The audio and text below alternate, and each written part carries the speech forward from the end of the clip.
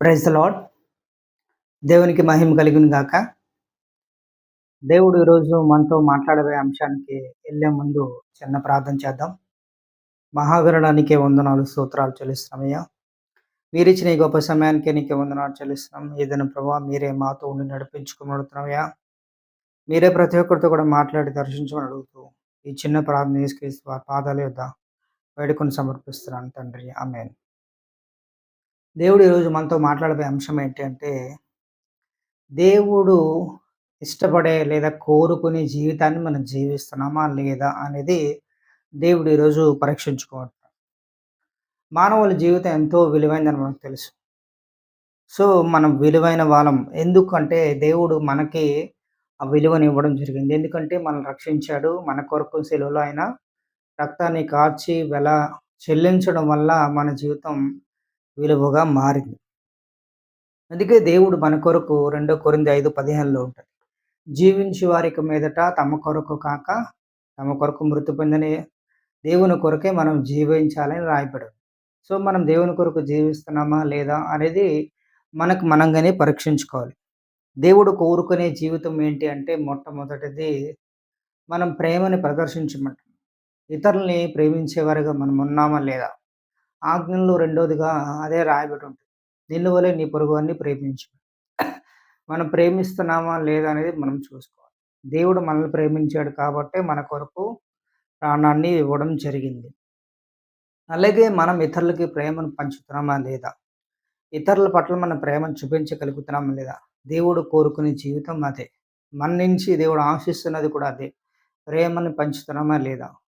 లేదా మనం ఇతరుల నుంచి ఏదైతే శత్రుత్వం లేదా కోపం, పగ ఇవన్నీ ఉన్నాయో అవన్నీ మనం కూడా క్యారీ ఫార్వర్డ్ చేస్తున్నామా?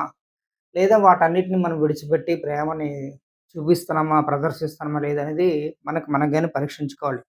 దేవుడు కోరుకునే జీవితంలో మొట్టమొదటిది ఇతరులకు మనం ప్రేమ పంచడం. రెండోది ఏంటంటే పరిశుద్ధంగా ప్రవర్తించమంటున్నాడు. మనం పరిశుద్ధంగా ప్రవర్తిస్తున్నామా లేదా అనేది చూసుకోవాలి. ఎందుకు అంటే దేవుడు నేను పరిశుద్ధుడిని మీరు కూడా పరిశుద్ధంగా ఉండమంటున్నాడు. మనల్ని దేవుడు ఖచ్చితంగా, నీతిగా, యథార్థంగా, పరిశుద్ధంగా ఉండమనే కోరుకుంటున్నాడు. దేవుడు నీతిమంతుడు, పరిశుద్ధుడు కాబట్టి మనం కూడా పరిశుద్ధంగా మన జీవితాల్ని జీవించాలి. మొదటి పేతురు 1:14-16 వరకు రాయబడి ఉంటది.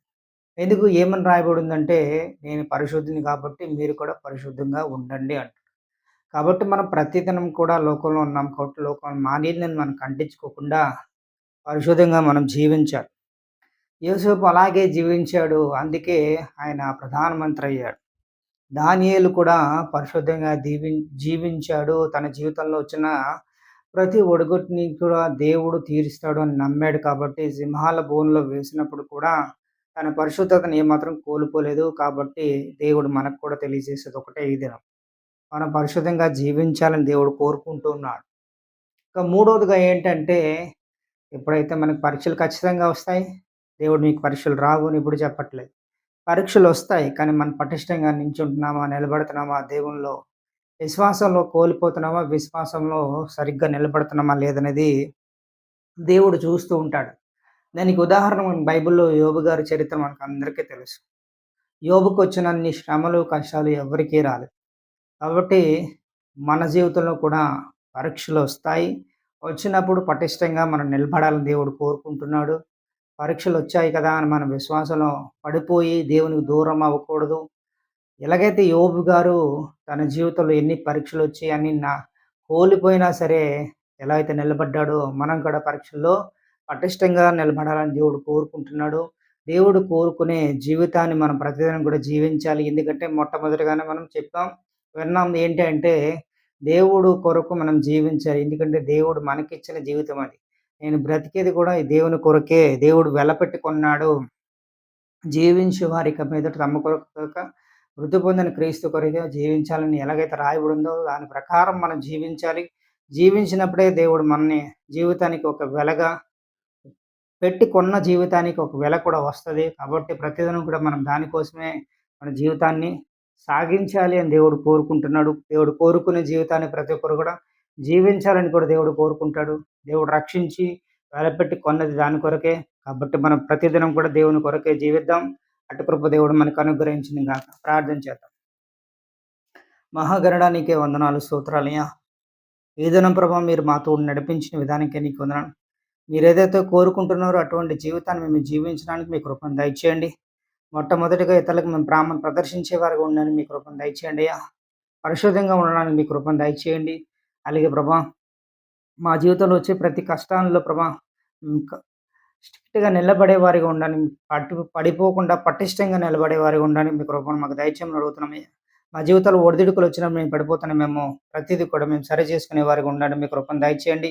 ఇతరులను ప్రేమించే వారిగా ఉండడానికి కూడా మీ కృపను మాకు దయచేయండి అయ్యా. మా జీవితంలో మార్చుకోవాల్సిన ప్రతీది కూడా మార్చుకోవడానికి మీ కృపను దయచేయండి.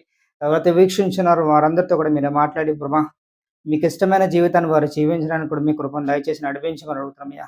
మీరు కోరుకునే జీవితాన్ని మేము జీవించలాగానే మీ కృపను మాకు దయచేయమని అడుగుతూ, మీరే ఇప్పటివరకు ప్రభా అధ్యక్షత వహించి నడిపించిన విధానం కూడా నీకు వందనాలు చెల్లించుకుంటూ చిన్న ప్రార్థన యేసుక్రీస్తు పాదాల యొద్ద వేడుకొని సమర్పిస్తున్నాను తండ్రి. ఆమేన్. ఆమేన్. Praise the lord.